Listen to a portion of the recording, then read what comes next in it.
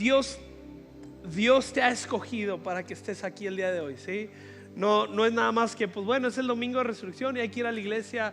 No, creo que Dios quiere encontrarse contigo el día de hoy y nos da tanto gusto poder ser parte de lo que ser un instrumento para que tú te puedas encontrar con el amor de Dios. Igual todos los que están en línea, gracias por conectarse. Quisiéramos tenerlos aquí y abrazarlos. Al rato invítenos a su casa. Pero es un deleite poder celebrar la resurrección de Cristo. Y quisiera ir a esta escena en Mateo capítulo 26.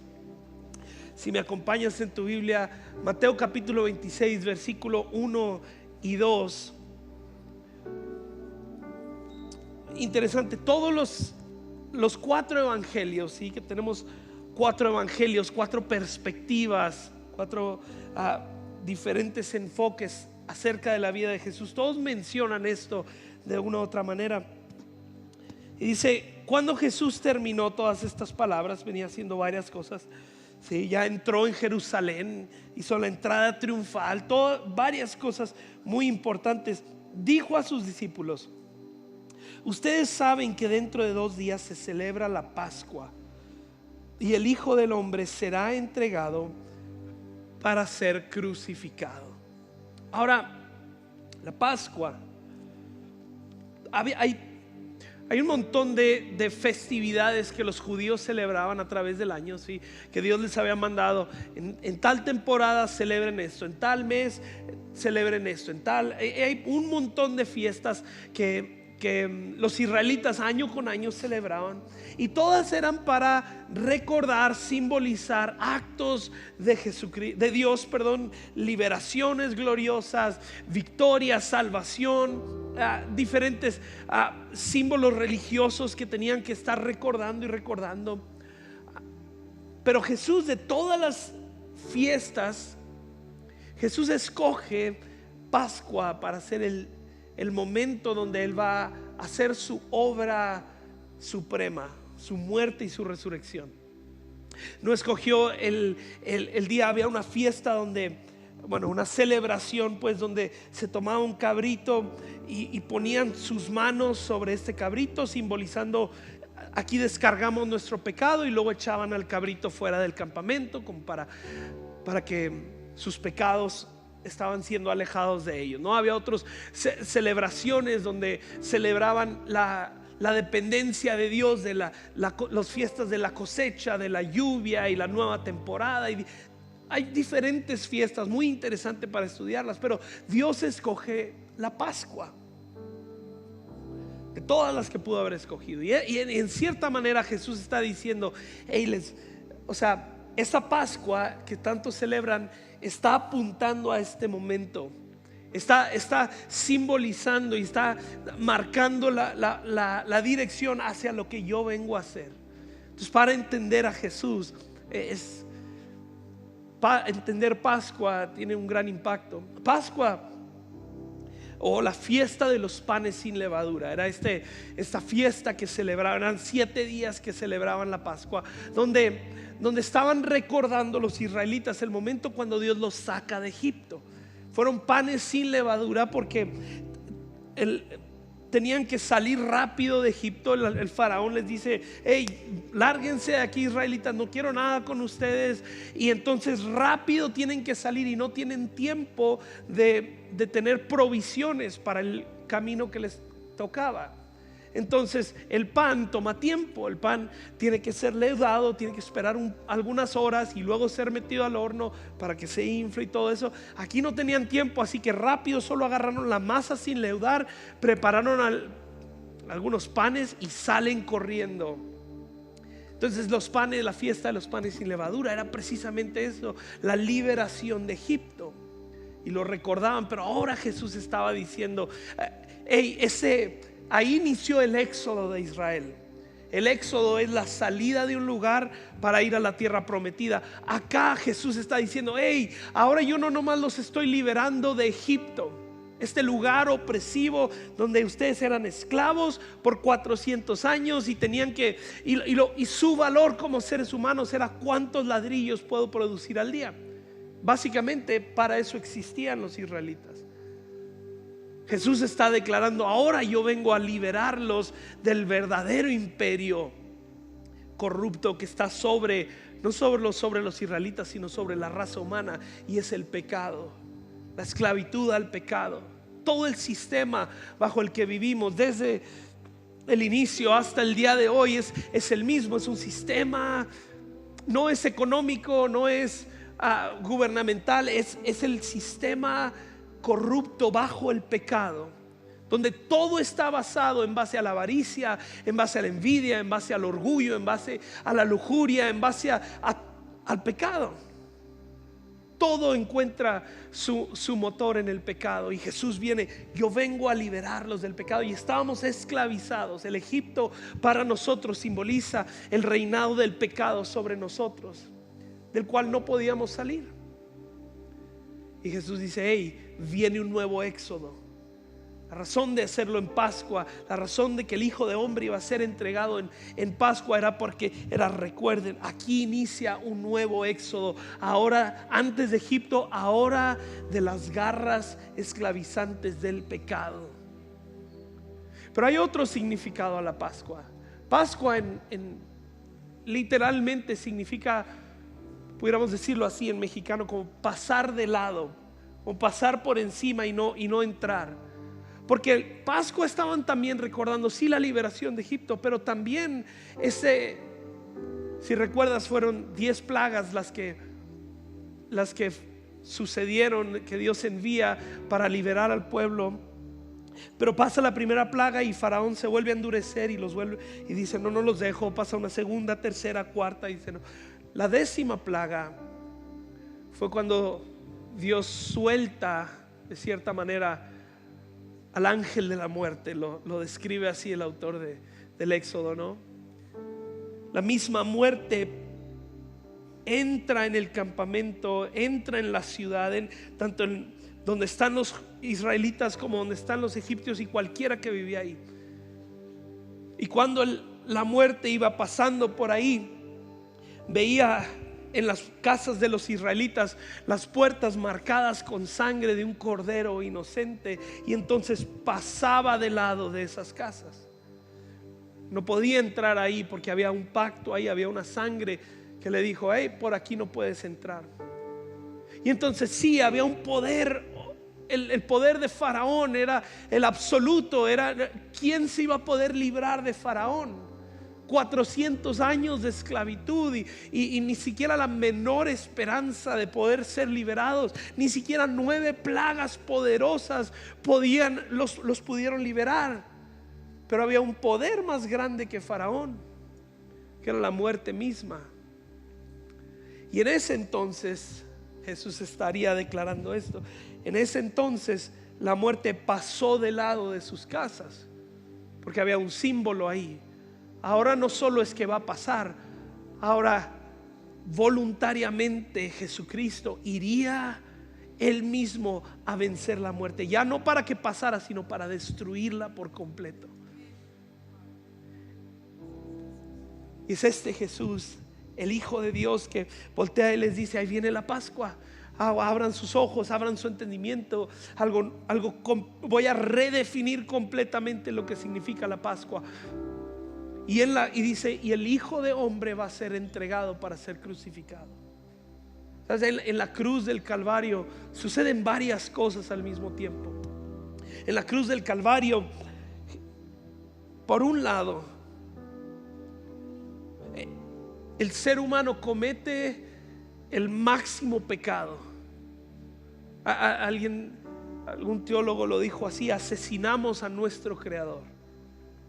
En la cruz, por un lado, el ser humano que estaba preso al pecado, llevó al pecado a su máxima expresión. En el Edén, en aquel momento, Adán y Eva le dicen a Dios: sepárate de nosotros, nosotros definimos nuestro bien, no te necesitamos, le dan la espalda, pero ahora se sigue desenvolviendo hasta este momento climático del pecado, donde no solo rechazamos a Dios, sino matamos a nuestro Dios. Al único inocente, al único justo, se le comete la mayor injusticia. El inocente es juzgado. Al mismo tiempo, repito, hay todas estas cosas sucediendo en la cruz. Al mismo tiempo, Jesús está mostrando la máxima expresión de amor posible. Está poniendo su vida por nosotros. Romanos 5 dice: no hay mayor expresión de amor que esta, que uno ponga su vida por la de su amigo. Jesús está aquí diciendo: yo soy inocente, yo soy el único capaz, el único dueño de su propia vida. Aquí está mi vida por ustedes, y toma nuestro lugar. Lo que nosotros debimos recibir, Él lo recibe. Pilato, en el diálogo que tiene Jesús y Pilato, Jesús voltea de una manera honestamente tan ofensiva y le dice: tú no tienes poder sobre mí. Esto era tan ofensivo para un romano y para un emperador, porque si algo tenía poder Roma, era decidir si tú vivías o tú morías. Era su máximo poder. Tenían el ejército más poderoso, tenían las formas de tortura más poderosas. O sea, el poder que Roma tenía sobre el resto de la población es: nosotros decidimos si tú vives o mueres. Y Jesús voltea y dice: perdón, pero tú no tienes ese poder sobre mí. Tú no me puedes quitar mi vida, aunque lo intentaras. Yo pongo mi vida en sacrificio. Yo entrego mi vida y me pongo en el lugar de lo que la raza humana le tocaba recibir, que era la muerte. Pero una tercera cosa que no había captado hasta ayer que estábamos platicando con Anabel y yo, y está Jesús en el momento de la cruz. La peor traición, la peor humillación posible. Era un ser humano desnudo, latigado, torturado, golpeado hasta más no poder. Las descripciones son de que ni siquiera se podía distinguir si era una bestia o un ser humano. De los golpes que le daban, de lo hinchado, de las infecciones en todo su cuerpo. Lo perforan por un lado, lo ven con sed, y mayor cinismo de esta gente que voltea y en vez de remojan una esponja, no en agua sino en vinagre. Dice: tienes sed, mira, aquí te va, y le dan vinagre. Y en ese momento sucede algo impensable. Jesús voltea y declara: Señor, perdónalos. Padre, no les tomes esto en cuenta. Piensa en un momento donde alguien te ha ofendido. Piensa, yo no sé si algún día a lo mejor te ha ido muy bien en la vida y no te han hecho una ofensa. Si te han ofendido, te han hecho de burlo o algo así, pero a lo mejor sí. Piensa en esos primeros 10, 15 segundos después de que alguien realmente te agrede. Y si no puedes pensar en algo, piensa cuando has ido manejando en el periférico y se te mete un carro enfrente así, y justo esos primeros segundos, ¿qué sucede? ¿Cuál es nuestra reacción ante una ofensa? Le deseamos no solo el infierno a esa persona, lo peor que se pueda experimentar sobre ti. O sea, esa primera reacción ante una ofensa es la peor agresividad que podemos, ¿no? Y Jesús en ese momento, cuando está recibiendo el peor de los pecados, la peor traición, la peor humillación, su reacción es: perdónalos. Entonces, el mayor pecado, o el pecado en su máxima expresión, el mayor sacrificio, la mayor muestra de amor, y al mismo tiempo el perdón, se corta por fin el ciclo de violencia, el ciclo de venganza que inició desde Adán y Eva, pero eje más claro en Caín y Abel, donde Caín mata a su hermano y siglos después Pablo declara, o el autor de Hebreos declara, esa sangre de Abel sigue clamando por venganza. Ahora hay una sangre más poderosa que la del clamor por venganza, porque es la del perdón. Y en ese momento Jesús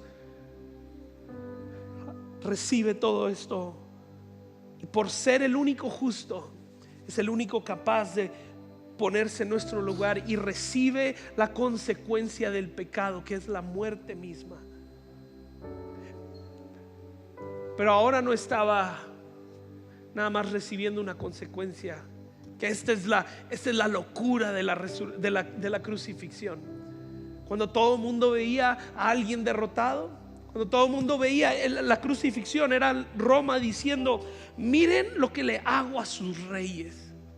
Por eso le pusieron arriba un escrito diciendo el rey de los judíos, porque era Roma diciendo, o el imperio diciendo: miren lo que le hago a aquellos que se atreven a rebelarse contra nosotros, los colgamos en un madero. Lo que no se daban cuenta es que Jesús no estaba siendo colgado, sino estaba entrando al mismo Seol. El salmista, proféticamente viendo esta escena, dice: no dejarás mi alma en el Seol, porque vio a Jesús entrando voluntariamente al Seol, no solo cargando los pecados de la humanidad y la consecuencia del pecado, que era la muerte, sino entrando a ese lugar para vencer a la misma muerte en su propio terreno. La muerte no lo podía retener. Hay otro pasaje, quisiera que me fueras acompañando, es Colosenses 1:18.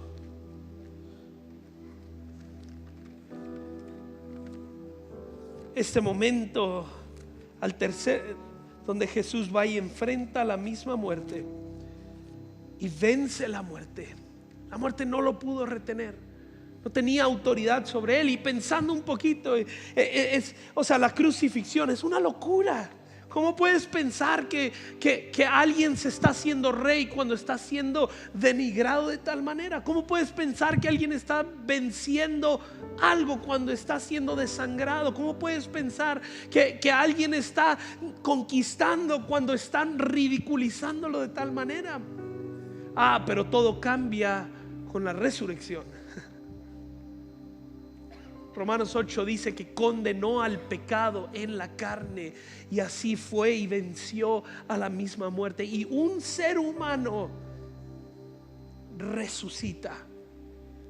Y este pasaje en Colosenses 1 empieza a marcar, entonces todo tiene sentido, todo casca, todo, la resurrección nos marca. Si no hubiera resurrección, pues entonces qué tonto fue Jesús. Pero si resucitó, entonces cambia completamente el juego. Y Colosenses 1:18, hablando acerca de Jesús, Colosenses 1 es uno de esos pasajes que definen, clarifican tanto quién es Jesús. El versículo 18 dice: Él es también la cabeza del cuerpo, que es de la iglesia, nosotros. Él es el principio, el primogénito de entre los muertos, a fin de que Él tenga en todo la primicia. Cuando dice aquí Él es el primogénito de entre los muertos, ¿qué significa eso? Otro autor lo dice, un traductor, él hace como una paráfrasis de la Biblia, una transliteración, y él dice, lo describe así. Dice: Él va al frente del desfile de la resurrección. Al ser el primogénito, es que está diciendo: yo soy el primero en resucitar, pero es porque estoy abriéndoles el camino para todos los demás, para que tú y yo y todo aquel que en Él crea no se pierda, sino tenga vida eterna. Ahora tú y yo. Entonces Jesús, al decir, y uno todo desde el inicio, al estar diciendo Desde Pascua está siendo redefinida. Hay un nuevo éxodo. Ahora el desfile de la resurrección. Yo voy al frente y todo aquel que en mí cree puede caminar junto conmigo en este desfile de la resurrección. Somos gente de éxodo. Somos gente que ha salido de vivir bajo el imperio del pecado, esclavos al pecado. No digo que no hay pecado, no digo que no hay caídas, no digo que no hay de repente resbalones, pero el pecado ya no tiene poder sobre nosotros. Esas avaricias, esas faltas de perdón, esas cadenas que a veces nos quieren jalar, ya no tienen poder sobre nosotros. ¿Por qué? Porque Cristo lo venció y vamos siguiéndolo. Así como el pueblo de Israel que salió de Egipto y ahora viene el maná y luego viene una nube para cubrirlos del calor abrasador del desierto y una nube de fuego para cubrirlos del frío, y luego el mar partiéndose. Así ahora nosotros somos gente de éxodo en esta vida. Todavía no llegamos a la tierra prometida. La tierra prometida es la resurrección, es la reconciliación de todas las cosas. Colosenses 1:20 ahí mismo dice, ¿sí? Dice, y por medio de él, este es el final de todo. Ahorita lo cantábamos, conocemos el final. Dice, y por medio de él reconciliar todas las cosas consigo, habiendo hecho la paz por medio de la sangre de su cruz, por medio de él. El final esperado no es que nos muramos y nos vayamos al cielo. Sería medio suicida. El cielo es temporal, dice un teólogo muy bueno, no me crean a mí. El final es que todas las cosas serán reconciliadas. No habrá más lágrimas, no habrá más dolor, no habrá más pecado. Por fin el pecado va a ser anulado completamente, limpiada la raza humana, la creación entera del pecado.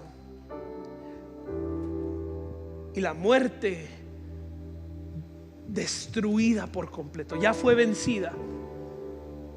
Pero así como el pecado ya no tiene dominio sobre nosotros, la muerte no tiene la última palabra sobre nuestra vida. No digo que no hay momentos donde pasa algún suceso, llega alguna enfermedad y hay pánico sobre la muerte, hay ansiedad sobre el futuro. No digo que no hay momentos así, pero volvemos a darnos cuenta es que tú y yo ya somos parte de este éxodo. La muerte no tiene la última palabra sobre mí. La muerte fue vencida. Si paso por muerte en este tiempo, en esta vida, solo es un pasar, solo es un cambio temporal, porque la resurrección es el final para mi vida. Entonces el pecado no tiene poder sobre mí. La muerte es solo algo pasajero, porque Jesús ha vencido. Y en este éxodo, en este desfile, como lo dice Eugene Peterson, vamos caminando, anunciando y tocando a cualquiera que podamos, diciéndole, hey, ya no se tiene que vivir esa vida de pecado. Hay libertad, hay victoria, hay resurrección fluyendo ahora a través de nosotros por medio de Cristo Jesús. Hay un último pasaje con el que quiero cerrar, porque con esto, aunque en este mundo suframos aflicción, aunque en este mundo, en esta vida de éxodo, hay temporadas feas, hay momentos de tentación, hay envidias, hay orgullos, hay ansiedad, hay momentos de miedo. Declaramos y estamos parados firmes sobre esta realidad. Podemos declarar constantemente lo que Pablo aquí nos recuerda: ¿dónde está, oh muerte, tu victoria? ¿Dónde, oh sepulcro, tu aguijón?